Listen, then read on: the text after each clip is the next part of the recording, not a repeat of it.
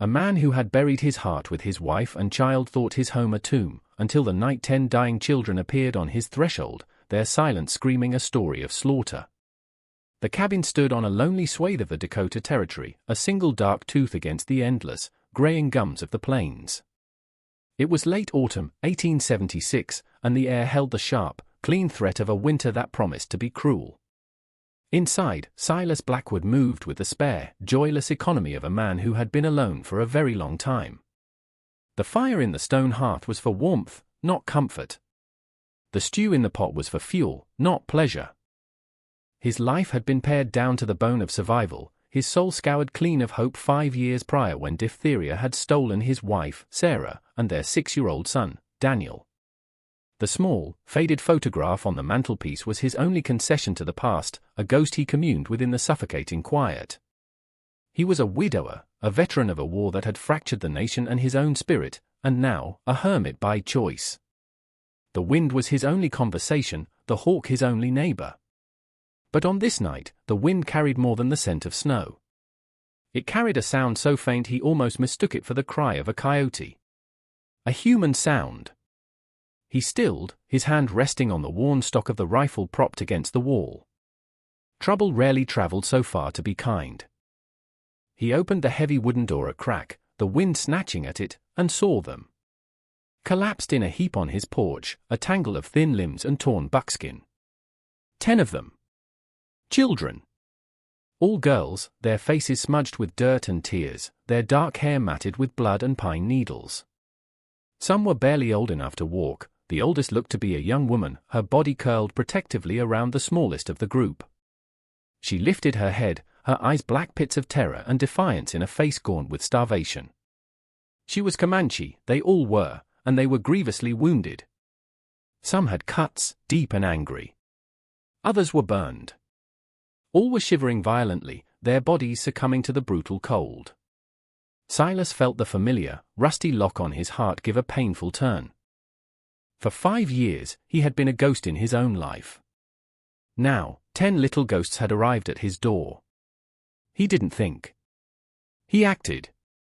The protector in him, the soldier, the father he once was, rose from its shallow grave. He scooped up the 2 smallest children, their bodies weighing almost nothing, and carried them inside, placing them on the bearskin rug before the fire. He went back again and again, the wind tearing at him, until all 10 were inside. The oldest girl, the one who had met his gaze, was the last. She tried to stand, to fight him, a guttural sound of warning in her throat, but her strength failed her. He lifted her as gently as he could. She was all sharp bones and trembling fear. He laid her with the others, then barred the door against the rising storm. The silence in the cabin was now a living thing, thick with pain, exhaustion, and a profound, terrifying distrust. Silas looked at the 10 broken children huddled in the firelight, and the tomb he called home suddenly felt impossibly, achingly full. The first days were a grim, silent ritual of survival. Snow fell, thick and relentless, sealing the cabin off from the world, turning the plains into a vast, white sea. Inside, Silas moved with the quiet competence of a man who had seen the worst of what men and sickness could do. He had been a field medic in the war, a lifetime ago, and the knowledge returned to his hands as if it had never left. He cleaned their wounds with boiled water and whiskey, stitched the deeper cuts with a steady needle, and applied salves of pine resin and yarrow he kept for his own injuries. He worked in silence, his face a granite mask. The girls watched him, their dark eyes following his every move. They were like a herd of frightened deer, ready to bolt at the slightest unexpected sound. The oldest one, whose name he would later learn was Nomi, never let him out of her sight. She was their sentinel. When he brought broth, she would take the first sip before allowing the others to eat. When he added wood to the fire, her hand would twitch, as if ready to shield the younger ones from the sudden flare of light. He understood. He did not offer words of comfort, he had none to give. Instead, he offered consistency. Every morning, he rose before dawn and went out to check his trap lines. Every day, he returned with a rabbit or a grouse. He cooked, he cleaned their bandages, he kept the fire alive. He slept in his chair by the door, the rifle across his lap, a guardian at the gate of their fragile sanctuary. In the long, quiet hours of the night, his own ghost returned to him. He saw Sarah's gentle smile, heard Daniel's laughter echoing in the rafters. The presence of these children was a constant, agonizing reminder of his loss. He remembered his own son's fevered brow, his own helplessness as life fled from a body he would have died to save. He had failed his own family. A cold, hard knot of guilt lived permanently in his chest. He would not fail these children.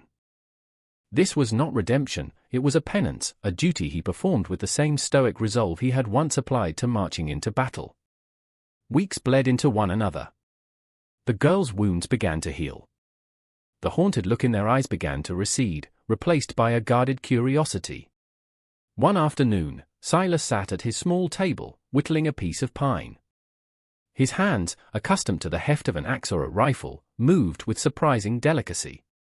A small shape emerged from the wood, a deer, its head gracefully turned. He left it on the mantel. The next day, it was gone. He saw the smallest girl, perhaps 4 years old, clutching it tightly as she slept. So he carved another. A wolf. Then a hawk.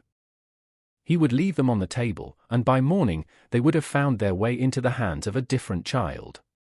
It was a language without words, a currency of care. One evening, exhausted from clearing a path through the deep snow, he slumped into his chair and noticed something on the arm. A patch. A small, neat square of cloth had been stitched over a tear in the elbow of his worn wool shirt. He looked over at the children. Nomi was watching him, her expression unreadable. But he knew. It was her work. It was the first gift he had received in 5 years. He touched the patch, his calloused fingers tracing the delicate stitches. It was a reply in their silent conversation. A single, fragile thread of trust, woven in the heart of a merciless winter. The thaw came late, the world outside weeping itself into a muddy, brown rebirth. With the melting snow came a new kind of unease. From the ridge behind his cabin, Silas could see for miles. And for the first time in months, he saw riders. 3 of them, far in the distance, their figures dark against the horizon. They weren't drifters or trappers. They moved with a purpose, a disciplined formation that spoke of military or militia. His soldier's sense, long dormant, screamed a warning. They were searching. He knew, with a certainty that chilled him to the bone, who they were searching for. He began to prepare. He spent an afternoon with Nomi at the edge of the woods. He didn't speak. He took his rifle, opened the chamber, and showed her the brass casing of a bullet. He slid it home, closed the action, raised the rifle to his shoulder, and sighted on a distant pine cone. He handed the weapon to her. She was hesitant at first, her small frame struggling with its weight. But she watched him, mimicking his posture, the way he held his breath, the way his finger rested beside the trigger. Her hands, he noted, were remarkably steady. A deep, cold fury burned in her eyes. It was a fury he recognized. Back in the cabin, the fragments of her story began to emerge, not in words, but in the children's nightmares, in the way they flinched from sudden noises. The narrator's voice filled the space her silence left. They were from a peaceful band of the Penatica Comanche, camped for the winter by a river bend that had always been safe. But a new greed was sweeping the territory, a hunger for land sanctioned by men in far-off cities. A man named Colonel Thorne, a former cavalry officer who now led a state-sanctioned volunteer militia, had been tasked with cleansing the region. His men, fueled by whiskey and a righteous hatred, had not found the warriors they sought. They had found the camp of women, children, and elders. They had descended not as soldiers, but as butchers. Nomi, then only a young woman of 18, had seen her mother cut down, her father shot as he tried to shield the little ones. In the chaos of fire and smoke, she had gathered the orphaned and the lost, 10 terrified girls, and fled into the night with nothing but the clothes on their backs and a searing memory of the slaughter. She had walked them for weeks, through frozen forests and over barren plains, her own grief a luxury she could not afford, her only purpose to keep their small hearts beating. Her flight had ended at Silas's door. At the dusty trading post 10 miles south, Colonel Thorne swirled the amber liquor in his glass. He was a man carved from arrogance, his face hardened by cruelty, not time. Found signs of them up north, near the Black Hills, one of his scouts reported. Tracks of a dozen or so, mostly small. Headed towards that old soldier's claim. Blackwood Thorne's lips twisted into a sneer. A deserter, I heard. Hiding from the world. Well, he can't hide from his duty. We'll pay him a visit. No man harbors savages in my territory. The threat was no longer a distant shadow, it had a name and a face. Silas saw the patrol again, closer this time, tracing the line of the creek that led directly to his cabin. He watched them from the pines, his jaw clenched so tight it ached. He returned to the cabin as dusk fell. The smell of stew filled the air. The girls were seated around the fire, mending clothes. Nomi was showing one of the older ones how to plait her hair. For a moment, it was a scene of such profound peace it felt like a dream. But Silas knew. The sanctuary was about to become a battlefield. He looked at Nomi, and she met his gaze. She knew it, too. The sky began to spit snow, the advance guard of a coming blizzard. It was a welcome omen. Nature was choosing a side. Silas worked with grim efficiency, transforming the cabin back into a fortress. He barred the shutters, leaving only narrow slits for a rifle barrel. He moved sacks of flour and potatoes against the door. He checked his ammunition, his movements precise and economical. He turned to Nomi, his voice low and direct. The cellar. When I say, he pointed to the heavy trapdoor in the floorboards. You take them. You stay. No matter what you hear. Her eyes, wide in the lamplight, were not filled with the terror he expected. There was fear, yes, but beneath it was a bedrock of resolve. She had run as far as she was going to. She gave a single, sharp nod. The hollow thud of horses' hooves arrived with the first blinding sheets of snow. A voice, slick with authority, cut through the wind's howl. Silas Blackwood. This is Colonel Thorne of the Dakota Territorial Militia. We know you have them. Send out the Comanche filth and you'll live to see the spring.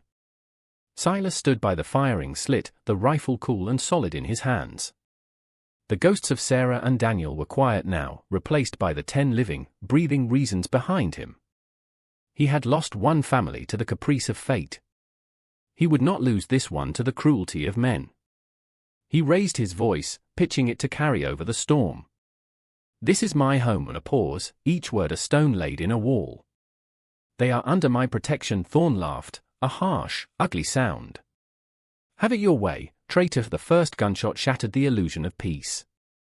It sparked off the stone chimney, whining into the blizzard. Silas didn't flinch. He sighted on a flash of movement by the woodpile and fired. A man cried out and fell. The world erupted into a chaos of muzzle flashes and screaming wind. Silas was no longer just a farmer. He was the soldier he had tried to bury, every sense alight, moving from window to window, using the storm as his ally. The militia, blinded by the swirling snow, fired wildly, their shots thudding into the thick log walls. He had signaled to Nomi, and she had herded the terrified girls into the root cellar, pulling the heavy door shut over them.